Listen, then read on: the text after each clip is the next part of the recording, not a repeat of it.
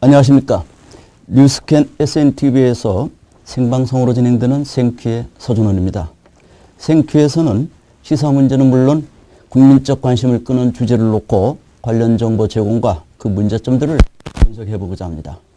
생방송 생큐는 뉴스캔 홈페이지와 유튜브, 페이스북, 다음TV, 아프리카TV에서도 동시에 보실 수 있으며 생큐에서 다뤄지는 이슈의 관련 기사는 뉴스캔 홈페이지와 미디어다움, 카카오뉴스, 네이트뉴스에서도 접하실 수 있습니다. 시청자 여러분께서도 관심 있는 주제가 있으시다면 여러분의 직접 참여와 출연을 언제든지 환영합니다. 자, 그럼 오늘 시작하겠습니다. 오늘은 박근혜 대통령의 퇴진을 놓고 지금 백가쟁명으로 빠져들고 있습니다. 지금까지 그 박근혜 대통령의 퇴진과 관련해서 굵직하게 선이 잡힌 것은 아마 탄핵 문제가 아닌가 싶습니다. 그래서 오늘 탄핵을 주제로 김성애 한국다문화센터 대표를 모시고 좀 더 심도 있게 논의를 시작해 볼까 합니다. 우리 김성애 대표는 우리 그 민주화운동 시기에 그 뜨거운 열정으로 학생운동에서 큰 획을 그었던 인물입니다. 그 이후에 정당과 그리고 끊임없이 시민사회단체에서 큰 활동을 해왔던 아주 제가 아끼는 후배이자 대단한 인물로 저는 평가하고 있습니다. 오늘 김성애 대표님 반갑습니다. 예.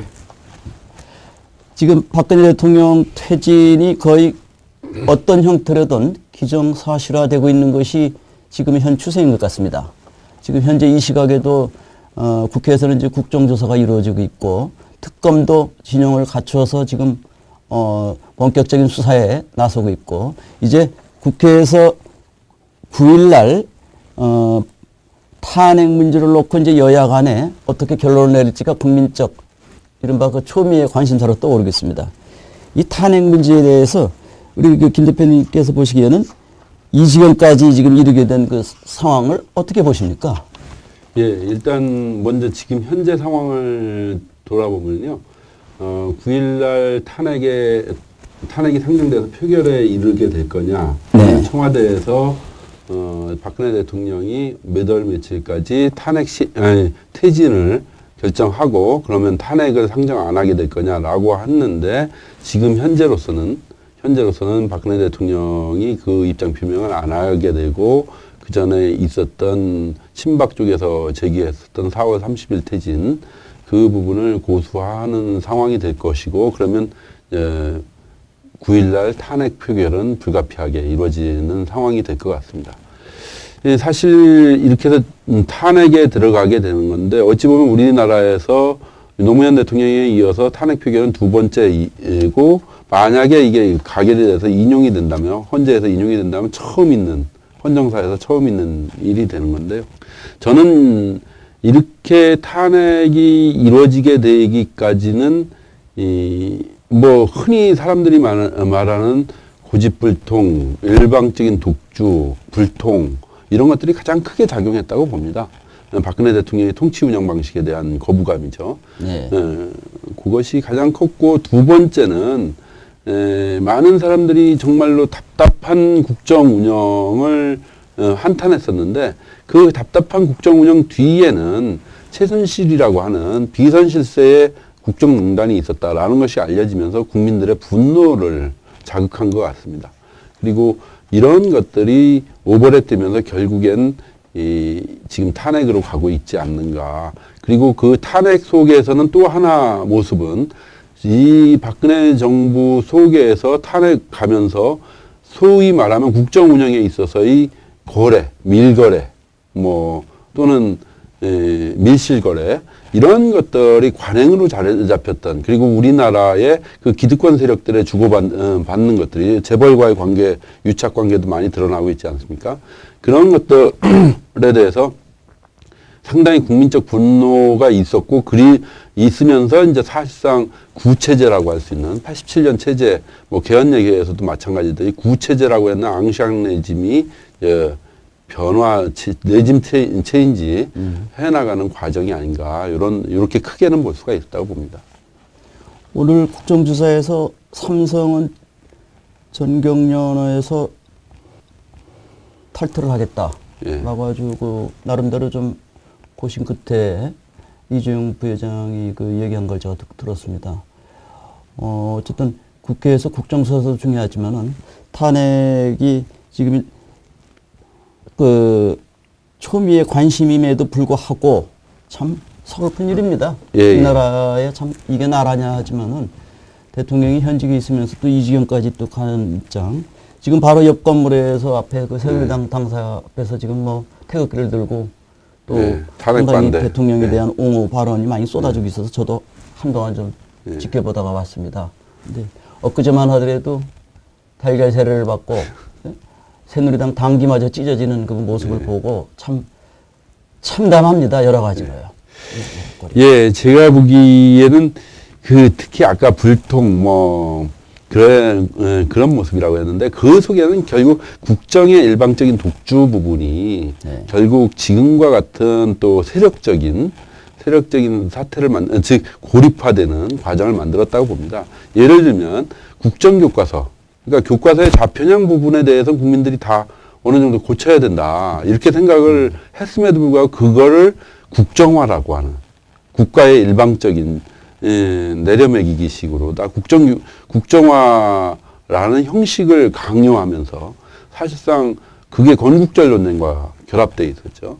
건국절 논쟁과 결합하면서 그렇게 일방 독주식으로 국정을 펼쳤습니다. 그리고 그것이 지난 총선에서는 친박의 일방적인 독주를 위해서 공천에 아주 이상한 공천 사태가 벌어지고 그러면서 친박과 비박 세력 간에 참 정당사에서도 보기 힘든 뭐 도장 갖고 튀는 이런 공천 사건 때 예. 그런 말도 안 되는 공천의 결과 새누리당이 이제 제1당의 지위도 지금 뭐 다시 회복됐지만 지위도 무너지는 그런 상황에서 지금 이렇게 세력적으로 자꾸 후퇴하면서 결국엔 최순실 사건 나오고 그러면서 지금 촛불 시위가 나오고 있는 건데요. 보면 거기에서 드러나는 것은 그런 모습입니다. 뭐냐면 국정 운영 세력이 폭넓게 권력이라는 게 원래 나누면 커지고 그렇죠. 예.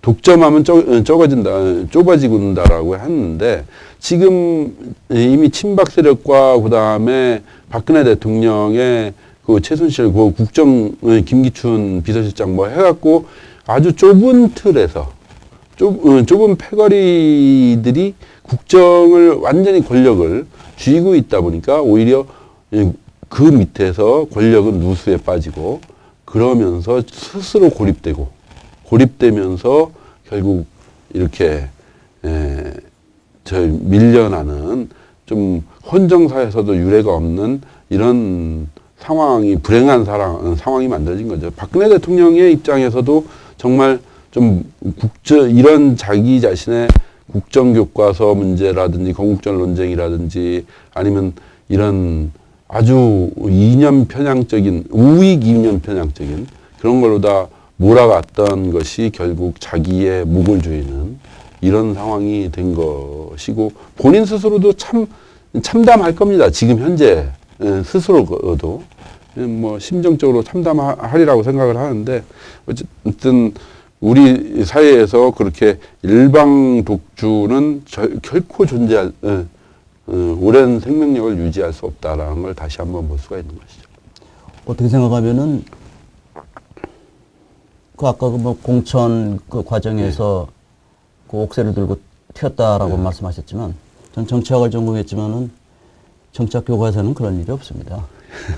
그런 일이 없는데 한국 우리 정당이나 정치에서 볼 수 있는 것은 정말로 유례 없는 일들이 너무 쏟아져 나오기 때문에 참 당혹스럽습니다.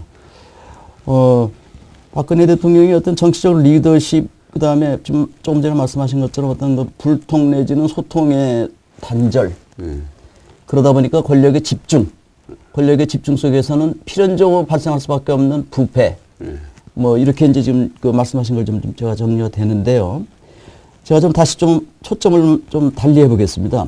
박근혜 대통령이 퇴진을 놓고 지금 광화문 광장에서는 즉각 하야해라, 즉각 퇴진하라 하는 그 목소리가 나오고 크고 있고요. 그 다음에는 정치권에서는 여야 간에 한때는 뭐 단계적 추진, 이른바 그 뭐 절차적 질서 있는 추진이라고 그러는데, 퇴진이라고 그러는데, 퇴진에 질서가 있고 없고, 저는 그 개념이 좀 모호합니다. 질서 없는 퇴진이 있는지, 단계적 퇴진이라고 좀 표현하고 싶은데요.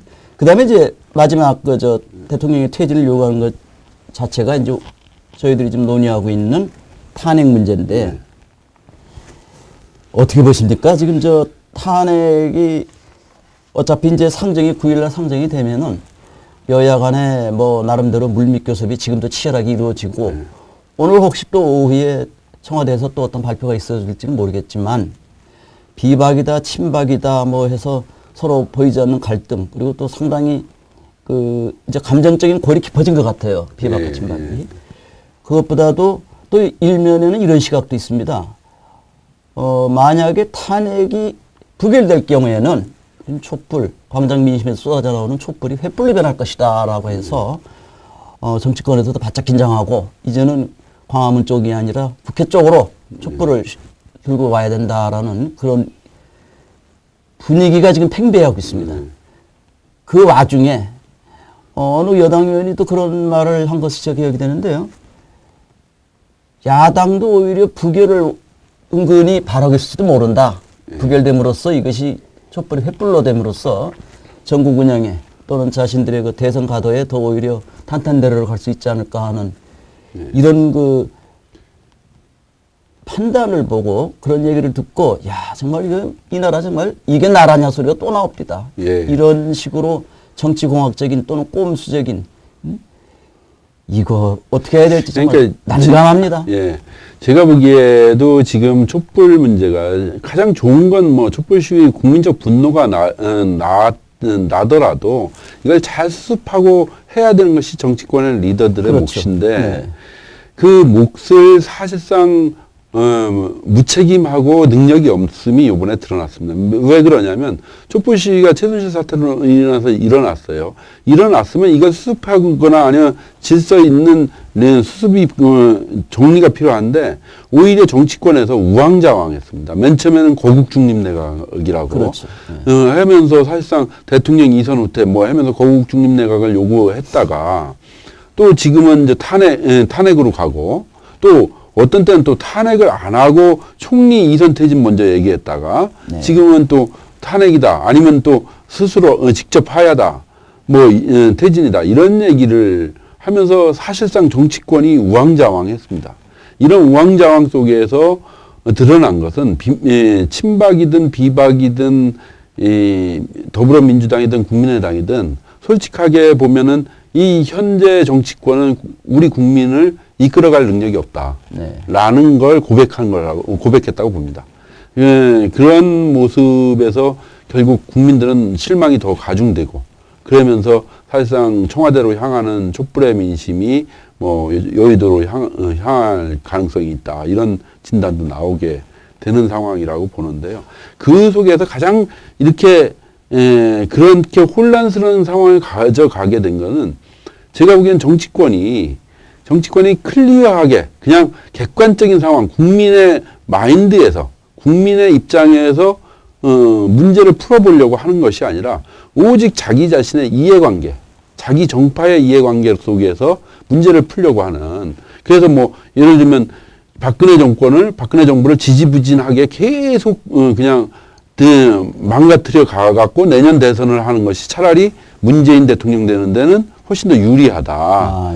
그렇게 해서 뭐 거국 중립 내각 하면서 되는 것도 없고 안 되는 것도 없고 하면서 1년간 끌고서 갔다가 하면 무조건 정권 교체 되는 거 아니냐.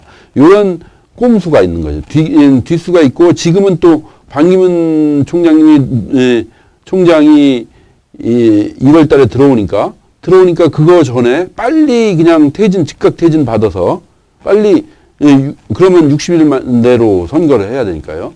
그래서 뭐 상대도 없이 그냥 정유라처럼 혼자 출전해서 혼자 달리기 해갖고 혼자 대통령 되려고 하는. 설마 그렇게까지 가겠습니까? 그렇게, 아니, 그러니까 그런 생각들을 하면서 자꾸 국민적 민심을 호도하는 이런 모습들 때문에, 물론, 민주당만 그런 게 아니라 국민의당, 뿐만 아니라 또 친박, 비박도 마찬가지입니다. 그래서 어떻게든지 촛불 민심을 자기 제 눈에 물대듯이 그렇게 아전인수적으로 해석하고 호도하면서 그 꼼수를 피우려고 하는 그런 것들 때문에 정말 이 나라가 더 혼란에 빠지지 않는가 이런 생각이 좀 듭니다. 정당은 정권 쟁취가 사실 그 목표를 두고 있는 집단 아닙니까? 예, 예. 네, 그런 면에서는 뭐 일면 정치의 속성 중에서 그런 일면 지금 말씀하신 그런 것은 나름대로 이해가 가는 바입니다. 자기들이 정권을 잡기 위해서는. 그럼에도 불구하고 지금 이게 이제 난국으로 빠지다 보니까 이제 혼란과 혼미, 혼잡 또 국민들마저도 지금 얼마나 심적으로 지금 힘들어합니까? 예. 그렇지 않겠습니까? 근데 어쨌든 탄핵 가결 또는 부결될 경우에는 지금 야당에서는 국회가 아마 해산될지도 모른다 할 정도로 아주 진정성을 내보이고 있더라고요. 부결됐을 경우에는 진짜 우리 이러다가는 국민들한테 시달려서 국회마저 해산돼야 되는 거 아니냐. 그런가 하면은 그 이정현 대표는 뭐 탄핵이 가결되겠냐. 탄핵 가결되면 내가 손에 장을 지지겠다. 해서 그것도 관전 포인트로 남아있어야 될 것 같습니다. 진짜 정치인들이 그 내뱉은 말에 대해서 어느 정도 책임을 질 수 있을지. 참. 그런데 제가 보기엔 이제 탄핵 상정이 된다면 네. 뭐 국민적 민심이 있기 때문에 그걸 부결시킬 능력은 없다고 봅니다. 국회에서. 아무리 일부 친박 세력이 반대를 한다 하더라도 지금 대세는 그렇죠. 네, 네, 대세는 그렇게 갈 수밖에 없고 그렇게 될 적에 이제 그 전에 뱉었던 말들을 누가 어떻게 책임질 것이냐. 그리고 또 탄핵 반대를 한 사람들은 가격 후에 무슨 책임을 질 것이냐. 무슨 책임을 지겠어요? 그 사람들이 뱉은 말 금방 잊어버리는데요. 그때 그 상황에 따라서 또 다른 말을 뱉어내면 되는 거죠. 그럼 그 사람들하고 최순실하고 다를 게 뭐 있어? 최순실이야 그래도 뺏지는 안 달았잖아요. 예? 국민이 뭐 대표하는 그 대표성을 갖고 있는 것도 아니고 권력을 위임받은 것도 아니고 모르죠. 대통령으로부터 위임받았는지는 모르겠지만 아까 그 말씀 중에 그 반기문 총장 그 언급을 하셨는데 네.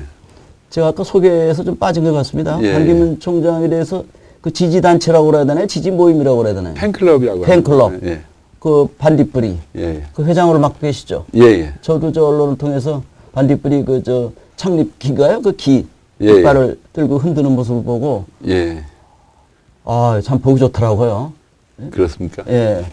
반딧불이와 반 총장 관련해서는 다음 기회에 한 번 좀 더 나오셔서 다시 한번 좀 구체적으로 그때 좀 말씀 좀 주시죠. 예, 그렇게 예. 하겠습니다. 자, 이제 탄핵이 가결이 되든 부결이 되든 이미 이른바 그 탄핵으로 향하는 열차는 이제 출발을 했고 이 종착점이 어떻게 될지는 시간이 해결해야 될지 아니면은 정치권과 또는 청와대와 또는 그 광장 민심이 해결해야 될지 모두가 다 지금 숨을 죽이면서 지켜보고 있는 그런 하루하루입니다. 예. 지금 뭐 오늘 이번 주가 상당히 긴박하게 흘러갈 수밖에 없는 그런 상황인데 탄핵이 지금 아까 말씀하신 걸로 봐서는 부결은 어렵지 않겠냐, 가결로 가지 않겠느냐고 예. 말씀을 하신 것 같아요. 예. 그렇다면 탄핵이 가결됐다는 전제하에서 향후 우리 전국은 어떻게 될 것 같습니까? 정치 일정이라고 할까요? 일단 탄핵 가결 이후에 새누리당이 지금 현재 당 상태를 유지할 수 있을 것인가가 가장 관건인데요.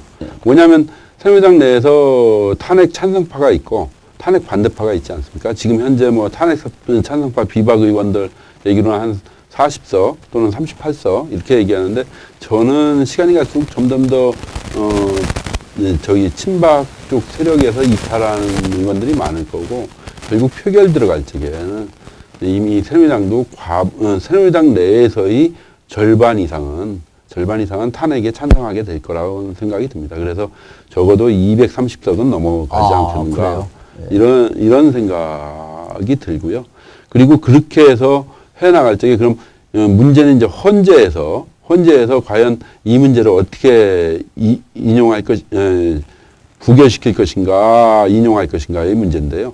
헌재에서는 상당히 고민이 많을 겁니다. 뭐냐면 첫 번째로 박한철 소장님의 퇴임이 1월 30일인데 이런 말입니다. 네. 그 전에 할지 그 이후에 할지도 문제고 왜 그러냐면 그 전에는 민심이 들끓으니까 그 빠른 시간에 처리하려고 하는 것도 있을 거고 헌재도 또 이 국정 혼란을 빠른 시간에 종식시키기 위해서 빨리 해보려고도 할 거고 하지만 또 문제는 지금 특검이다 뭐다 해서 대통령이 아직 조사를 안 받았어요. 그렇습니다. 예. 조사를 안 받고 그냥 혐의만으로 아니 추정되는 혐의만으로 과연 대통령을 탄핵할 수 있는 건가 이런 거에 대한 고민이 있을 겁니다. 헌재에서는. 그래서 그럼 차라리 최순실 재판 절차에서 나오는 증거라도 좀 더 확보를 하든지 아니면 특검이라도 좀 더 진행되면서 특검의 결과도 좀 지켜보고서 판결을 하자. 이런 생각도 하게 될 겁니다. 그러면 박한철 소장님이 퇴임하는 1월 30일을 넘기게 되는데 그렇게 하면 이제 다른 헌법재판관들을 다시 임명해야 되고 그런 과정에서 좀 더 시간이 걸리지 않을까. 이런 생각이 들면서 적어도 그러니까 1월 30일을 넘기면 4월 달까지 결국 이제 심리가 연장되는 상황이 벌어지지 않을까. 아마 새누리당에서 4월 퇴임, 그게 아마 그 퇴진, 시점일 겁니다. 그게 그런 시나리오가 네. 지금 말씀하신 대로 여러 가지 그 특검과 그리고 헌재와 그리고 여러 가지 검찰 이제 특검으로 넘어오고 특검 조사 지켜보고 아마 그런 것까지 고려해 가지고 그렇죠. 나올 것 같습니다. 근데 사실은 많은 국민들이 지금 어떻게 생각하면 감정적으로 대폭발 내지는 그 표출을 하지 않을 수 없는 그런 건 이해가 됩니다. 그럼에도 불구하고 법리적인 관점에서 본다면은 대통령이라 하더라도 이게 개인으로서 검찰이든 특검이든 수사에서는 자기 방어권이 보장이 돼야 되거든요. 근데 지금 말씀하신 대로 뭐 설만 많고 우역만 많고 우역이 점점 언론에 의해서 부풀려지면 부풀려질수록 촛불은 더 환해지고 그러니까 아마 박 대통령도 아마 상당히 자괴심에 빠질 겁니다. 근데 이제 본인 스스로가 검찰의 수사로 받겠다 그러다가 특검에서 받겠다 했는데 이제 뭐 서면 조사를 될지 아마 대면 조사를 될지 이것도 특검도 이제 출발한 지가 며칠 안 되기 때문에 어쨌거나 탄핵이 가결 부결 여부를 떠나갖고 탄핵이라는 큰 덩어리가 이 나라를 끌어가면서 헌재와 특검마저도 상당히 지금 어정쩡하고 상당히 곤혹스러운 입장에 빠지게 돼 있습니다. 그렇게 예를 들면은 탄핵에서 가결이 됐다 해서 특검은 특검대로 굴러가고 헌재는 헌재대로 그걸 받아가지고 자기들이 이제 살펴보겠지만 그 와중에 박근혜 대통령이 하야를 선언할 경우에는 어떻게 될까 하는 그런 시각도 있습니다. 만약에 하야가 될 수 있다 없다 아니면 하야 선언이 있다 그러면 헌재에서는 그 건을 다루지 않아도 된다. 뭐 이런 그렇게 되죠. 시각도 있는데 앞으로 더 어지러워질 것 같지 않아요? 저는 그렇게 봅니다. 그래서 저도 그게 걱정입니다. 그러니까 뭐냐면 이 9일 날이 분기점은 분명한데 분기점 지나고 좀 정든 국면으로 가는 게 아니라 더 혼란 국면으로 갈 가능성이 있다라는 것입니다. 새누리당대로 비박과 친박 분당 사태 정계 개편 문제가 복잡하게 전개되고요. 또한 헌재와 특검 사이에 이 헌재 심리 과정이 그러면서 또 대통령은 대통령대로 직무정지 상태에서 고치를 탄핵 인정되기 전에 처리할 수도 있는 거고 그 과정이 복잡해 갖고 상당히 혼란스러운데 결국 이런 촛불 민심을 성남 민심을 수습할 정치권의 능력이 없다라는 게 드러나는 것이고 그러면서 그렇게 되면 이제 광장의 촛불은 또 어떤 식으로 이 촉발이 되거나 다른 형식으로 또 번질지. 다른 이슈, 예를 들면, 일부는 그렇겠죠. 폭력 사태가 나올지. 아유, 그렇게 되면 안 되죠. 그렇게 될 적에 과연 그런 부분들을 잘 정돈될 수 있을까라는 것들이 있는 거고요. 그래서 정말, 어찌 보면 이 대한민국이 정말로 큰 시련 속에서 이 전환점을 맞고 있는 거 아닌가. 이런 생각이 듭니다. 그렇습니다. 예. 광장 혹시 촛불 시 나가보셨나요? 아니요, 저는 집에서 촛불 켜놓고 기도하고 있습니다. 그런 방법도 있군요. 이제 그렇게 되면 아마 개헌 문제는 어떻게 봅니까? 이 그 탄핵 정국에서 개헌 문제가 대두될까요? 아니면 아마 슬그머니 또 가라앉을까요? 탄핵 정국에선 개헌 문제는 대두되기 힘들고요. 네. 일단 대선 국면으로 가면서 대선 국면에 대선 주자들의 입장과 공약 이런 거에서 담겨지지 않을까 이런 생각이 들고요. 저 같은 경우는 그렇게 예견도 해봅니다. 뭐냐면 지금 현재 문재인 전 대표는 이제 개헌에 반대를 했고요. 안철수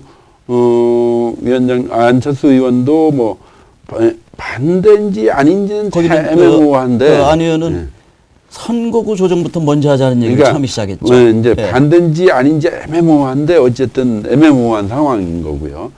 그 다음에 비박은 지금 명시적으로 개헌을 천명했고, 그 다음에 친박도 저번에 박근혜 대통령이 최순실 사태 나오기 전에 천명을 했었고, 그런데 그렇게 보면은 결국 제가 보기에는 개헌 찬성 세력대, 개헌 반대 세력의 쟁패가 형성이 돼 있다라고 봅니다. 그래서 아마 개헌 찬성 세력은 개헌 국면을 가지고 대선 국면을 가지고 개헌을 표방하면서 정치 세력 간의 연대나 뭐 이렇게 결합 이런 것들을 기해 나가려고 할 거고, 그다음에 개헌 반대의 문재인 전 대표 같은 경우에 자기 중심의 세력화. 그러니까 어찌 보면은 옛날에 이 합종연행이라고 하지 않습니까? 그래서 어찌 보면은 문재인 전 대표는 합종파라고 볼 수가 있습니다. 수직으로 자기 밑으로. 합종연행, 그 뭐 귀국자에 나오는 합종연행인가요? 예, 그렇죠.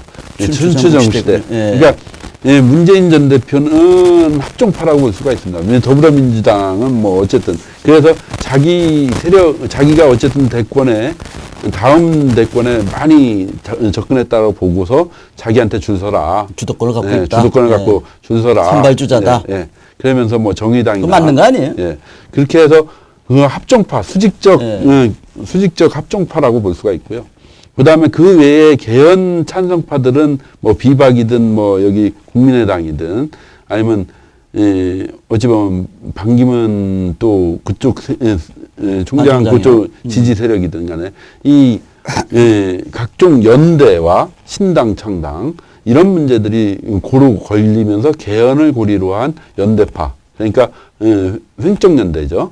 수평적 연대파와, 그러니까 합종파라는 수직적 직렬화파와 이 연행파라는 이 수평적 연대파가 대결하는 그런 국면이 될 것 같습니다. 분석인데요. 예.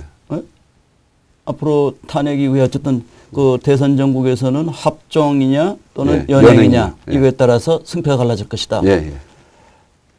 어느 게 더 합리적이고 어느 게 더 할지 그건 뭐 시대나 또는 그러니까 국민을 보고 판단을 해야 되겠죠. 그렇죠. 아무래도 문재인 전 대표의 힘과 대세가 더 세다면 당연히 합종파가 승리할 건데, 그 옛날에 춘추전국 시대에도 연행을 주장했던 소진이 소진이 승리를 했더라고요.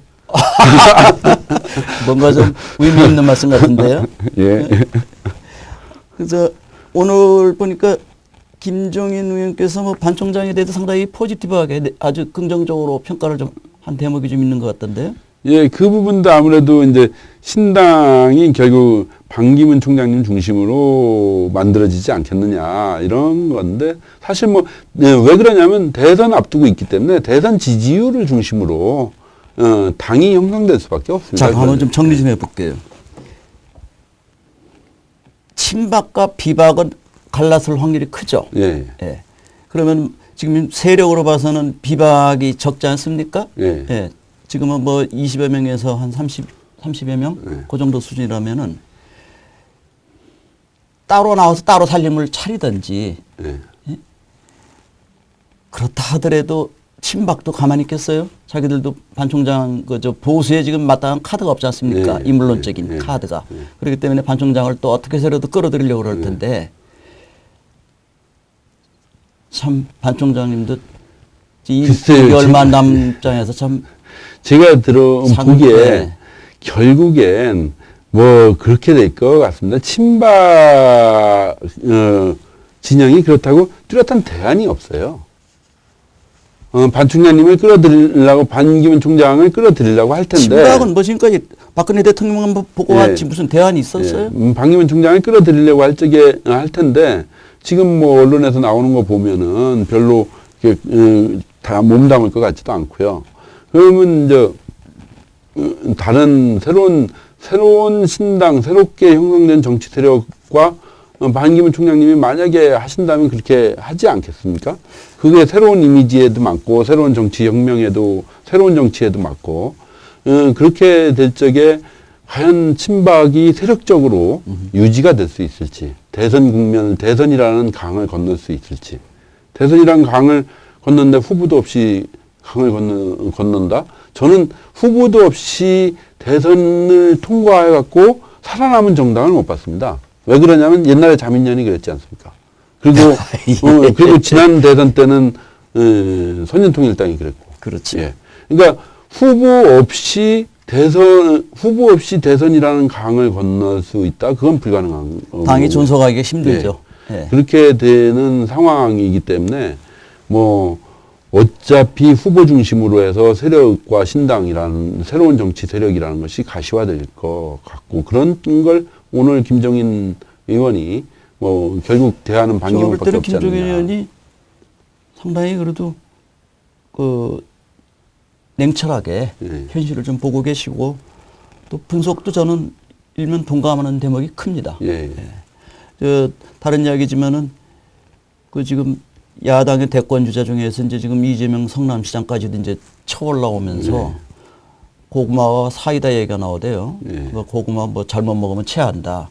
사이다가 밥이 되겠느냐. 문재인 대표는 또 그렇게 하니까 이 시장은 또 고구마 먹으면 체한다 하는데 저도 집에서 가끔 고구마를 즐겨 먹는데 아이고 요즘 먹기 힘들더라고요. 이제 사이다 마시기도 힘들고. 근데 글쎄 이번에 탄핵 민심 또는 촛불 민심에 가장 수혜를 입은 사람이 이제 이재명 전 시장이라고 하는데 이재명 전 시장이 아니라 현 시장 성남시장이죠. 성남시장 멀쩡히 살리는 분을 갖다 내려주시려고 그럽니까? 성남시장이라고 하는데 예. 뭐 일단 뭐 연설이 상당히 선동적이고 그다음에 상당히 직설적이고 이렇게 해서 어찌 보면 과격했고 선명하다고 얘기를 했죠. 다른 사람들은 과격하다고도 얘기하고 그러니까 그 다음에 이제 박원순 시장이 또 따라서 과격한 발언들을 막 했고 뭐 국무회의 가갖고 다 내각 사퇴해라. 아니 도대체 국무회의 가서 다 내각 사퇴하면 그 다음엔 누가 국정을 운영할지 그것도 참 무책임한 모습인데 어찌됐든 그러고 그 다음에 이번에 또 문재인 전 대표는 가짜 보수를 불살라 없애야 된다, 불태워 없애야 된다 이렇게 또 불태운다고 보수가 없어지나요? 예.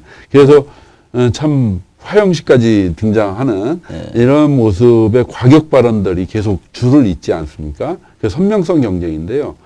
그런데 과연 이 국민들이 그렇게 과격하고 선명성 있는 경쟁들만 하는 모습을 보고서 좋아할까? 저는 이미 일면 뭐 저 핵사이다처럼 느끼겠죠. 저는 이미 문재인 전 대표는 고구마가 아니라 탄산수라고 봅니다. 그러니까 사이다처럼 더 세진 않지만 약간 덜 찝찝한 덜 쏘는 탄산수. 네. 예, 그러니까 사이다처럼 아주 톡 쏘진 않지만 덜 쏘는 탄산수고 그런 의미에서 초록은 동생처럼 돼 있다. 문재인 전 대표나 이재명 시장이. 좋습니다. 탄산수든 뭐 하지만 탄산수 우리 대한민국에서 탄산수가 제일 좋은 곳이 어딘지를 아세요? 그 초정약수. 그렇습니다. 예. 그게 어디 있죠? 저희 동네. 충청도죠? 예. 예. 충청도에서 탄산수가 좀 나오길 바랍니다. 예. 칼칼 쏟아지기를. 저, 자, 예. 표현이 그 다른 표현이 좀 나왔는데요. 탄핵 정국과 그리고 광장 민심이 이렇게 막 정신없이 흘러가면서 국민들도 상당히 그 혼잡스럽게 생각하고 속상해 하는데 이 와중에 이 나라를 끌어가 보겠다는 지도자격인 인물들이 우후죽순으로 나오면서 기존에 나와 있던 인물들 포함해서요. 우후죽순으로 나오면서 그분들의 발언 한마디 한마디 그리고 심지어는 뭐 대안까지는 저희들이 바라지 않는다 하더라도 발언과 행동을 보면은 야, 이 나라가 진짜 이 나라의 지도자로 나서기에 적절성 여지는 여러 가지로 좀 부족하지 않나 하는 전 개인적인 생각입니다. 그런 판단을 갖고 있습니다. 여야를 떠나서요. 여야를 떠나서. 심지어는 이념적인 것까지도 다 접어주더라도 그런 면에서는 앞으로 어쩌면은 이 박근혜 그 탄핵 정국 이후 그리고 대선은 대한민국이 새롭게 정말로 태어날 수 있는 기회. 우파도 이번 기회에 아주 좀 보수 우파도 반성할 것 반성하고 죽을 바에 나지 확실하게 죽어서 다시 태어나는 그런 각오로 나가야 되지 않나. 지금 뭐 보수 우파는 이제 인물론적으로도 그렇고 어디 가서 말도 제대로 못하는 거 아닙니까? 예? 서울역에서는 태극기 흔들고 지금 일부 사람들이 모이고 있지만 그럼에도 불구하고 보수 우파의 가치는 저는 상존해야 된다고 봅니다. 친박이든 비박이든 이들이 보수 정당이라고 그러는데 난 그들에게서 보수의 가치 주장하는 그런 목소리를 거의 못 들어봤거든요. 저는 그거 뭐 저번에 문재인 전 대표가 가짜 보수 불태워버려야 된다라고 했는데 저는 솔직히 그랬습니다. 지금 이 박정희 대통령 이후로 50년을 넘게 끌어온 가짜 보수 때 가짜 진보 또는 위선적 진보의 모습이라고 봅니다. 그러니까 가짜 보수가 없었다고 볼 수가 없습니다. 그러니까 분명히 기득권 세력이 안전하면서 계속해서 반대파를 색깔론으로 공격해갖고 그걸로 다 안주하는 그런 모습이 그러니까 안보파리 또는 종북파리 뭐 이런 걸 부정하려 할 수가 없죠. 그것이 만약에 가짜 보수고 그걸 불태워 없애야 된다라고 한다면 나는 문재인 전 대표한테 그거 한번 물어보고 싶습니다. 뭐냐면 그렇다면 지금 기득권의 귀족노조니 뭐니 하면서 기득권에 안주해서 맨날 겉으로는 비정규직 철폐 뭐 이런 것들 얘기하고 실제적으로는 자기들 고임금 정규직 귀족노조를 유지해 나가고 하는 기득권 소위 말하면 20%들 이들의 위선적 진보 그러니까 가짜 보수와 위선적 진보 이 위선적 진보는 그럼 어떻게 할 거냐 그럼 가짜 보수는 불태워 버려야 된다 하면 저는 위선적 진보는 그럼 파묻어 버려야 되는 거냐 네? 그걸 묻고 싶습니다. 그래서 그리고 어찌 보면 그 위선적 진보에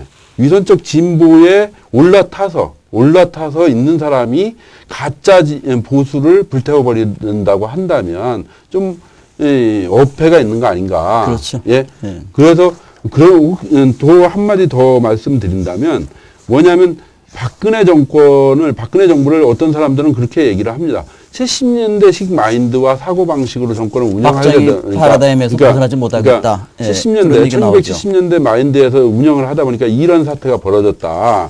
이렇게 얘기하는데 그 다음에 또 나오는 얘기가 뭐냐면 그럼 문재인 후보와 더불어민주당의 386들은 문재인 전 대표와 더불어민주당의 386들은 80년대식 사고방식이라는 거죠. 그래서 70년대식 이전 민주화 운동권 시대. 운동권 시대의 사고방식. 그러니까 뭐냐면 70년대에 탄핵해갖고 그 다음에 80년대로 옮겨갈 것인가.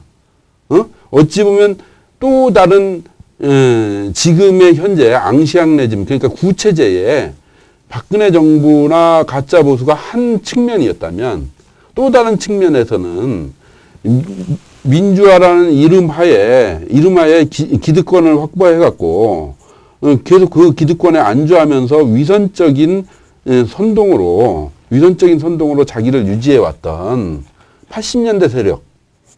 그러니까 70년대 세력과 80년대 세력의 싸움에서 80년대 세력으로 그럼 70년대에서 80년대로 옮겨갈 거냐.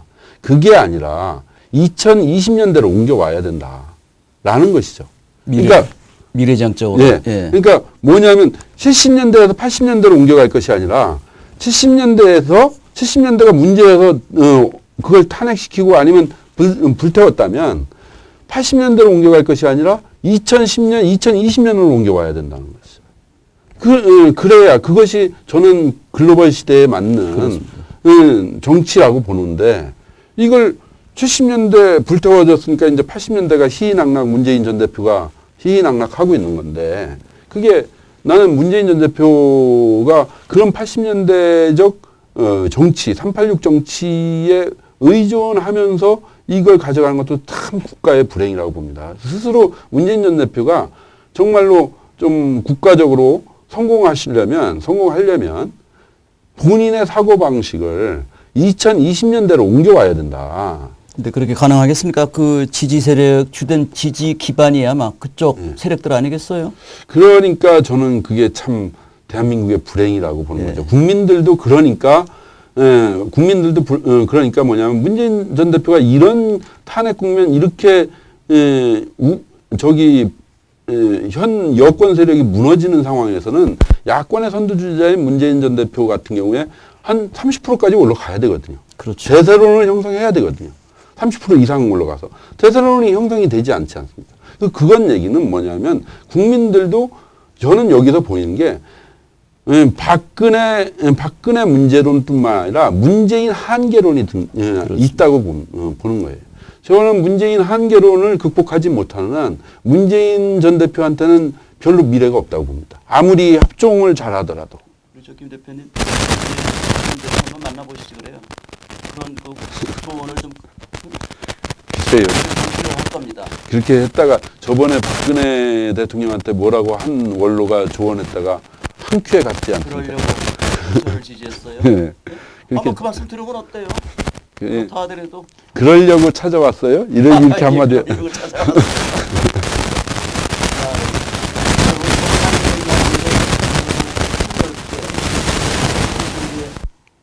대권 그 유망 주자들까지도 포함을 했고 사실 그 대선 앞으로 향후 대선 전국이 불가피하게 이제 좀 서둘러서 펼쳐질 것 같던데 여기에서 주된 그 쟁점이 뭐라고 그럴까요? 혹시 뭐 좀 아무래도 머릿속에 떠오르는 게 있습니까? 그것만 말씀드리고 오늘 정리하시죠. 조금 전에도 말씀드렸듯이 뭐 개헌 문제가 가장 중심적인 쟁점일 겁니다. 그 개헌 문제 중에서 결국 권력의 분점 이 문제가 핵심 쟁점일 거고요. 그걸 통해서 개헌을 고리로 해서 개헌 찬성파와 개헌 반대파 이런 구도가 형성이 되겠죠. 그리고 그것으로 인해서 합종파가 개헌 반대파 합종파가 될 거고 개헌 찬성파는 연행파가 될 것이다. 그렇게 해서 합종파와 연행파와의 대결이 이제 대선 국면에서 진행이 되면서 과연 합종파가 승리할지 연행파가 승리할지 이것이 상당히 흥미로운 관점입니다. 우리 김 대표님은 연행파 지지자죠. 저는 그렇게 생각을 합니다. 뭐냐면 지금의 리더십은 요걸 마지막으로 끝내고 싶은데요. 뭐냐면 노무현 대통령 보십시오. 저번에 탄핵당한 그랬다가 안 된 사람 노무현 대통령 보십시오. 이번에 박근혜 대통령 보십시오. 다 뭐냐면 우리 국민들이 지금 또 일정한 이재명 시장을 바라보는 또 국민들의 바람 속에서는 뭐냐면 강력한 대통령, 강력한 리더를 원합니다. 그런데 한번 보십시오. 노무현도 그렇고 박근혜도 그렇고 사실 하면 강력하고 소신이 있다라는 얘기는 거꾸로 그만큼 고집세고 자기 주장이 강하다는 얘기거든요. 그럼 고집세고 자기 주장이 강한 사람들이 항상 반대파를 만들어내요. 왜냐하면 사람을 조선시대처럼 사양 먹여서 죽일 수도 없고, 그 다음에 뭐 동해바다에 빠뜨려 죽일 수도 없어요. 기껏해야 이석기 같은 경우에도 내란죄인데도 불구하고 10여 년 받고 마는 거죠. 10여 년 후에 또 나와서 또 할 거 아닙니까? 그렇듯이 죽일 수도 없습니다. 이런 민주주의 사회에서 강력하고 소신이 있다라는 거는 거꾸로 그만큼 반대자들을 양산하게 된다는 겁니다. 반대자들을 양산하게 되면서 스스로 고립되면서 저렇게 국가적인 혼란을 만들어낸다는 것이죠. 그것이 노무현 대통령 때도 증명이 됐고 이번에 박근혜 대통령 때도 그렇습니다. 증명이 됐거든요. 그렇다면 이런 상황에서 진보에서도 한번 선보여줬고 예. 보수에서도 한번 예. 선보여줬고. 그래서 강력하고 소신 있는 이 지도자가 아니라 오히려 지금은 저기 유연하고 온유하고 소통하면서도 어떤 핵심적인 문제에 있어서는 분명히 처리하는, 그러니까 애윤애강형 지도자가 겉으로 보기엔 지도자 중에서요 노무현 대통령이나 보면 강력하고 소신 있는 지도자는 대체로 외강 내유형입니다. 그렇죠. 예. 근데 국민이 보기엔 그게 강력해 보일지 몰라도 실제로는 되게 약한 리더십이라는 거죠. 오히려 강력한 리더십은 겉으로는 온유하고 유연하면서도 속으로 어떤 문제를 처리할 때는 확실하게 처리해 나가는 그런 외유내강형 지도자가 정말 지금은 필요한 때가 아닌가 이런 생각이 듭니다. 명쾌합니다. 예. 저도 동의합니다. 그 점에 대해서 아주 동의합니다. 예. 자, 오늘 정말 좋은 말씀 많이 해주셨고 탄핵에 대한 걱정을 갖고 왔는데 오늘 또 뭐 앞으로 대선 전국까지 이렇게 좀 구체적인 건 아닌다 하더라도 이렇게 긴 말씀 많이 해주셨는데 오늘 많이 배웠습니다. 저도. 아, 예. 네, 많이 고맙습니다. 배우고요. 예. 자, 오늘 수고하셨습니다. 예. 우리 국민은 현명합니다. 전 믿습니다. 그리고 우리 국민은 지혜롭습니다. 저는 믿습니다. 지금 하루하루가 우리 국민들 정말 속상하고 또 최순실 이름만 들어도 가슴이 벌렁거릴 정도로 상당히 어둡고 무거운 하루하루입니다. 그런가 하면 이번 주에 대통령 탄핵이라는 초유의 사태가 지금 예고되고 있고 국회에서는 국정조사도 시작되고 특검은 특검대로 또 굴러가고 참 머리가 복잡합니다. 이럴 때일수록 좀 더 차분한 심경으로 나라 걱정을 더 해주시는 게 우리 국민의 현명하고 지혜로운 국민의 몫이 아닌가 그렇게 생각합니다. 저는 오늘 이걸로 마치고 다음 시간에 다시 찾아뵙겠습니다. 감사합니다. Thank you.